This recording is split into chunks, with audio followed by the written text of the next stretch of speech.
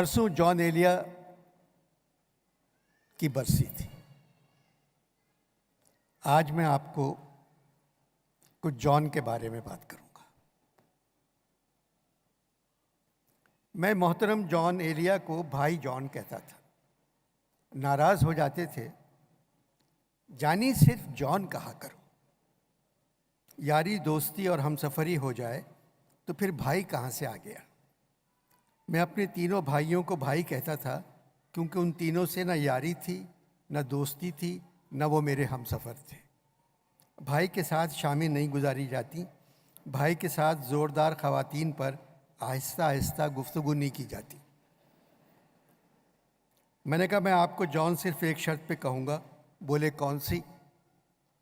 آپ مجھے انور صاحب کہہ کے بلائیں گے۔ چند سیکنڈ خاموش رہے، تل ملائے، پھر کہنے لگے جانی تمہارے گھر میں ہوں، اگر اپنے گھر میں ہوتا تو رکشے میں بیٹھ کے کہیں چلا جاتا۔ جان میں رکشہ منگوا دوں؟ کہنے لگے جب جان کہہ دیا تو لعنت بھیجو رکشے پر۔ کھڑے ہو گئے اور اپنے کرتے کی جیبوں سے 2 گلاس نکالے اور میز پہ زور سے رکھے۔ بولے میں گلاس لے آیا ہوں، اب تم بوتل لاؤ۔ بھائی جان کی 3 کتابیں ہیں۔ شاید بیٹا اس کو نیچے، شارجہ میں خالی پانی ہی ملتا ہے۔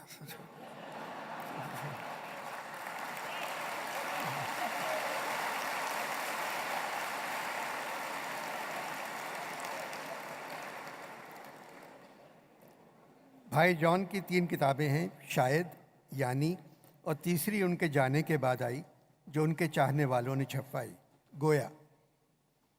تم اپنے چاہنے والوں کی بات مت سنیو، تمہارے چاہنے والے دیوانے ہو گئے ہیں۔ گویا مطلب ہے تسلیم کیا گیا۔ تسلیم تو شاید اور معنی کے بعد ہی کر لیا گیا تھا، گویا کی ضرورت نہیں تھی۔ بہت سے نوجوان آج کل صرف جان کی شاعری پڑھ رہے ہیں۔ جس محفل میں جاتا ہوں سب کی فرمائش ہوتی ہے آپ جان کا ذکر کریں۔ بہت سے ایسے ہوں گے جنہوں نے جان کو دیکھا بھی نہیں ہوگا۔ میں صرف ان نوجوانوں کے لیے جان کا حلیہ بتانا چاہ رہا ہوں۔ بال وبال، سر آشفتہ، آنکھیں انتظار، دماغ شہر جمال، صحت خواب و خیال، قد آور، ہاتھ قلم، صورت آشنا، غصہ لبریز، دل پیمانہ، دور سے دیکھو تو مسئلہ، قرب اخلاقی خوشگوار، مردوں کی محفل میں تنہا پرسکون، عورتوں کی محفل میں پھدکتا افلاطون۔ جان کا مطلب ہے جو شخص، کوئی بھی۔ ایلیا حضرت علی کا لقب تھا۔ بھائی جان سے میری خط و کتابت آج بھی ہے۔ میں ان کو یہاں کے حالات لکھتا رہتا ہوں، وہ وہاں کے حالات لکھتے رہتے ہیں۔ حیرت کی بات ہے دونوں حالات ایک سے ہی ہیں۔ چند روز ہوئے بھائی جان کا خط آیا۔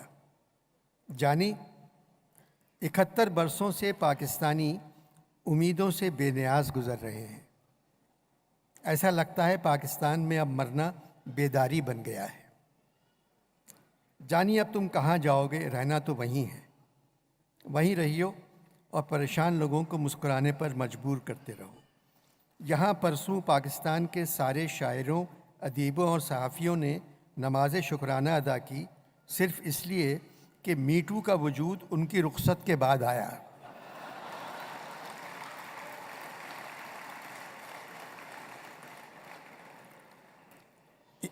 امامت علامہ اقبال کر رہے تھے۔ پہلی صف میں فیض، فراز، یوسفی، صوفی تبسم، بھائی رئیس، قاسمی، ان کے علاوہ ہزاروں تھے۔ میں نہیں گیا، دور سے دیکھتا رہا، سوچا قضا پڑھ لوں گا۔ یہ میٹو مرگ ناگہانی سے بھی بری بلا ہے۔ یہ غالب نے کہا تھا۔ میں غالب نہیں ہوں، پھر بھی یوں لگا تمہارا خط نہیں تم آ گئے۔ بات چیت ہو رہی ہے، تم نے میرا حال پوچھا ہے، اب سنتے رہیو۔ غالب کے مصائب کی داستان اس وقت شروع ہوئی تھی جب وہ لڑکے تھے، جس طرح نوجوان شاعروں کو اپنی پہلی کتاب چھپوانے کی جلدی ہوتی ہے، اسی طرح غالب کو اپنی شادی کی جلدی تھی، کیونکہ اردو ادب میں زیادہ تر اچھی شاعری شادی کے بعد شروع ہوتی ہے۔ بیگم کا سہارا لے کے شاعر دوسروں کے بارے میں لکھتا رہتا ہے۔ غالب جب 13 برس کے تھے شادی کر لی، اور پھر لکھا، مزمحل ہو گئے قوی غالب، وہ عناصر میں اعتدال کہاں۔ میرے مصائب کی داستان یہاں آنے کے بعد شروع ہوئی۔ مردہ شاعری مجھ سے نہیں سنی جاتی۔ یہاں بجلی نہیں ہے، صرف ایمان کی روشنی ہے۔ اس کے باوجود میرے منطقی شعور کو دن بھر میں 10-11 جھٹکے لگتے ہیں، جس سے میرے 14 طبق بجھ جاتے ہیں۔ یوسفی آ گئے ہیں، اپنے گوشے میں ٹھہرنے کے بجائے کسی شاعرہ کے گھر ٹھہرے ہوئے ہیں۔ ان کے آنے کی خوشی میں یہاں ایک شام شیر یارہ منائی گئی۔ میزبان مشفق خواجہ تھے، مہمان خصوصی غالب تھے۔ یوسفی صاحب اسٹیج پر آب گم بیٹھے رہے، مسکرا بھی نہیں رہے تھے، کیونکہ حوریں ان کو دیکھ کے مسکرا رہی تھیں۔ مشفق خواجہ صاحب نے فرمائش کی، آپ زرگزش میں سے کچھ سنا دیں۔ آہستہ سے بولے، جو کام ضیاء محی الدین کا ہے وہ آپ مجھ سے کیوں کروا رہے ہیں؟ پھر مشفق خواجہ نے کہا، آخری کتاب شام شیر یاراں کی کیا ضرورت تھی؟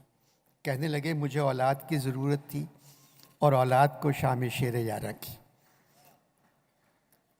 اس شام میں شرکت کی وجہ بھی شام شیر یاراں ہے۔ غالب مسکرائے۔ یوسفی صاحب کی فرمائش پر خواجہ صاحب نے غالب سے کہا، آپ اپنی پسند کے 6 شعر سنائیں۔ غالب نے کہا، یوسفی کون سی خوشبو لگا کر آئے ہیں؟ ماحول بوئے پیراہن سے بھر گیا ہے۔ کہنے لگے، شاہ کی فرمائش کئی مرتبہ منع کی، مگر مشفق کی فرمائش پوری کرنا اپنا فرض سمجھتا ہوں، جس کی وجہ یہ ہے کہ میرے بہت سے اشعار کا مطلب مشفق نے بتایا۔ سنیے 6 شعر جو مجھے پسند ہے۔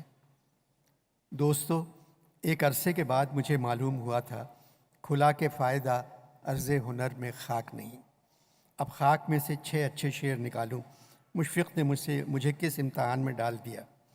خواجہ صاحب بولے، مرزا ایک چھیڑ ہے، وگرنہ مراد امتحان نہیں۔ میر اٹھ کر جانے لگے، میں نے دبوچ لیا اور کہا، آپ کو بھی بلائیں گے، بڑے شاعر بعد میں پڑھتے ہیں۔ جانی، اب تم مرزا کے 6 شعر سنو۔ انہیں منظور اپنے زخمیوں کو دیکھ آنا تھا، انہیں منظور اپنے زخمیوں کو دیکھ آنا تھا، اٹھے تھے سیر گل کو دیکھنا شوخی بہانے کی۔ غالب تیرا احوال سنا دیں گے ہم ان کو، وہ سن کے بلا لیں، یہ اجارہ نہیں کرتے۔ سیاہی جیسے گر جاوے دم تحریر کاغذ پر، میری قسمت میں یوں تصویر ہے شبہائے ہجراں کی۔ غیر سے دیکھیے کیا خوب نبھائی اس نے، نہ صحیح ہم سے مگر اس بت میں وفا ہے تو صحیح۔ میر نے کہا، سبحان اللہ۔ میں نے کہا، آپ نے سبحان اللہ کہا؟ کہنے کہ کمر میں درد ہو رہا ہے، اس کے لیے کہا ہے۔ ان کو کیا علم کہ کشتی پہ میری کیا گزری، دوست جو ساتھ میرے طالب ساحل آئے۔ چاروں طرف سے واہ واہ کی آوازیں آ رہی تھیں۔ مرزا اپنی کرسی پہ بیٹھ گئے۔ خواجہ صاحب نے کہا، ورق تمام ہوا اور مدح باقی ہے۔ غالب کے بعد خواجہ صاحب نے میر صاحب کو اسٹیج پر بلایا۔ اسٹیج پر غالب سمیت سب کھڑے ہو گئے۔ میر کو میں گود میں اٹھا کر لے گیا۔ اس واقعے سے تم میر کے وزن کا اندازہ کرو کہ میں میر کو گود میں اٹھا کر لے گیا۔ میں نے میر کو میز پہ بٹھا دیا۔ میر کو بھی اپنے 6 شعر سنانا تھے۔ خواجہ صاحب نے کہا، جان تم میر صاحب کا کندھا پکڑ لو اور یہیں کھڑے رہو، کیونکہ ذرا ہوا چل رہی ہے۔ میر خاموش بیٹھے رہے، ان کو اپنا کوئی شعر یاد نہیں تھا۔ سودا کھڑے ہو گئے اور زور سے بولے، اگر اپنے 6 شعر یاد نہیں ہیں تو میرے سنا دو۔ میر نے مجھ سے پوچھا، یہ کون تھے؟ میں نے کہا، ہندوستان کا ایک پلے بیک سنگر ہے محمد رفیع۔ میں نے سودا نہیں کہا، ورنہ یہ محفل میدان جنگ بن جاتی۔ میں میر کو شعر بتاتا گیا اور میر سناتے گئے۔ کم فرصتی یہ گل جو کہیں کوئی نہ مانے، ایسے گئے ایام بہاراں کے نہ جانے۔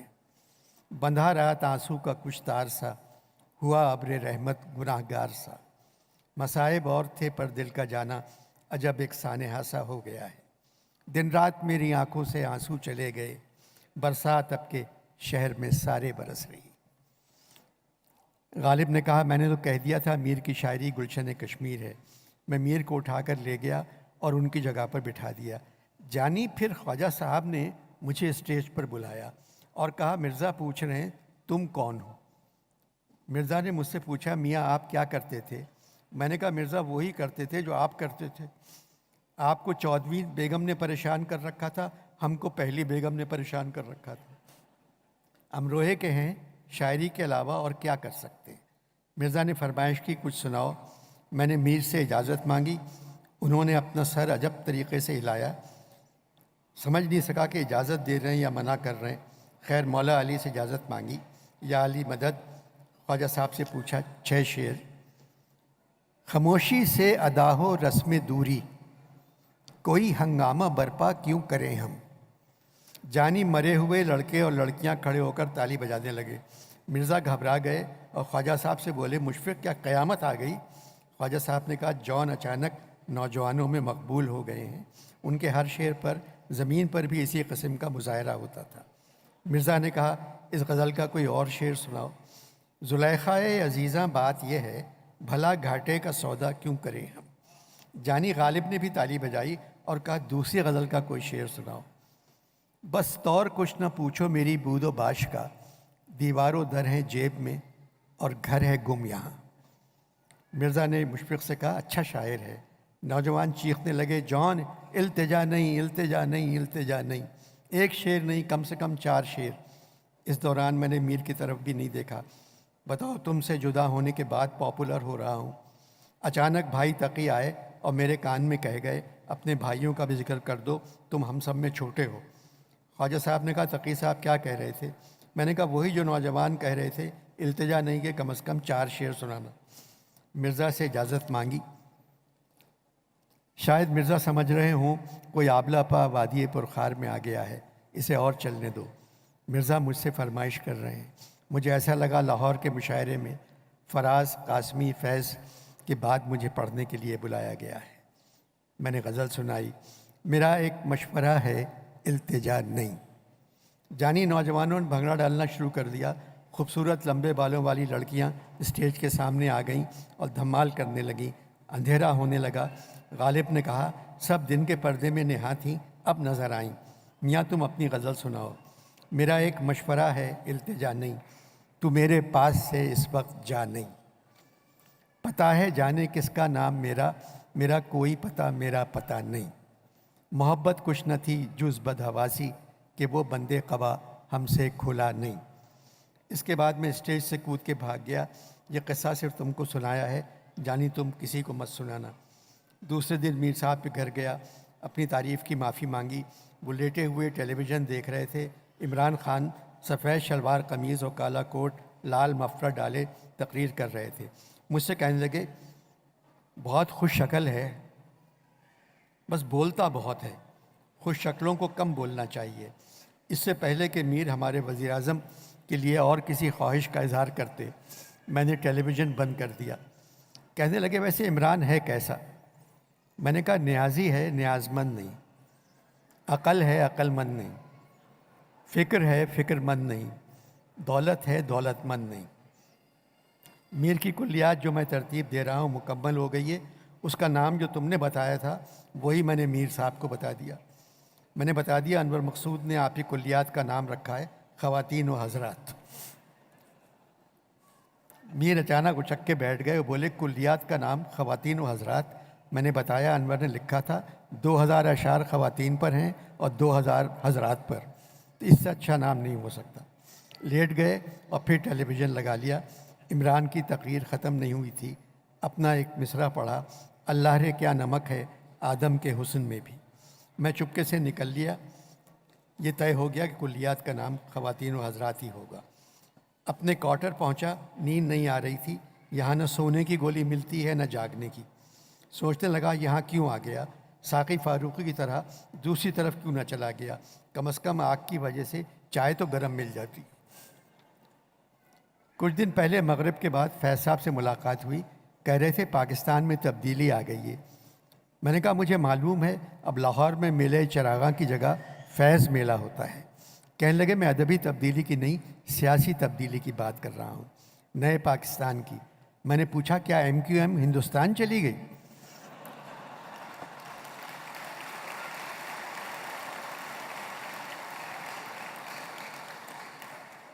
पंजाबी जालंधर चले गए, पठान अफ़गानिस्तान चले गए, बलोची ईरान चले गए, खाली फ़ौज रह गई, वो तो हमेशा से थी, फिर नया पाकिस्तान कहाँ से आ गया?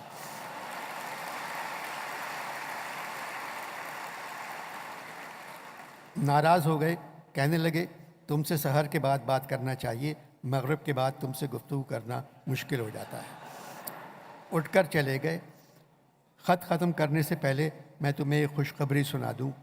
आज सुबह मेरी बजिया से मुलाकात हुई। शहद की नहर के किनारे क्यारियों में फूल लगा रही थी। मुझे देखकर कहने लगी, बेटे तुम कैसे हो? तबीयत ठीक है, तुम अपनी सेहत का ख्याल रखो। वो शायद भूल गई कि हम मर गए हैं। मैंने पूछा, बजिया आजकल आप क्या कर रही हैं? कहेंगे, बेटे हूरों को मीलाद पढ़ाना सिखा रही हूँ। तुम्हारी बेगम कैसी हैं? मैंने कहा, ये मालूम करने के लिए मुझे या आपको दोबारा ज़मीन पर जाना पड़ेगा। क्या करें बजिया, आसमानों में गिर पड़े यानी हम ज़मीन की तरफ उड़ान में थे। किस्सा ना तमाम मगर मैं तमाम। तुम्हारा जॉन।